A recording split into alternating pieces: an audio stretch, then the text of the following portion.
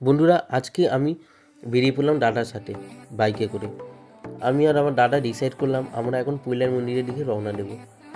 রাস্তার উপর যেতে খুব সুন্দর সূর্যটা উঠেছিল আর খুব সুন্দর লাগছিল সূর্যটাকে দেখতে।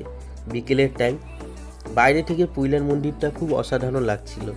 পুইলার মন্দিরে গাড়ি পার্কিংয়ের সুবিধা দেওয়া আছে, তাই বাইক পার্কিং করতে আমাদের কাছে নিল 20 টাকা করে। তারপর আমরা মন্দিরের সামনের দিকে হেঁটে যাই। তারপর দেখি অসাধারণ মন্দির ভিউ লাগছে বাইরে থেকে।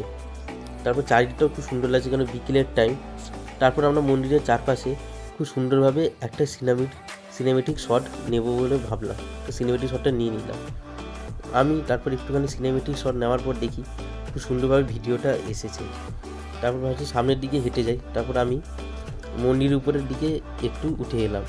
তারপর দেখি ওখানে দেওয়া আছে ভিডিও করা নিষেধ এখানে, আর ভিডিও করলে ওখানে গার্ড আছে, মোবাইল বন্ধ করে দিতে বলছে।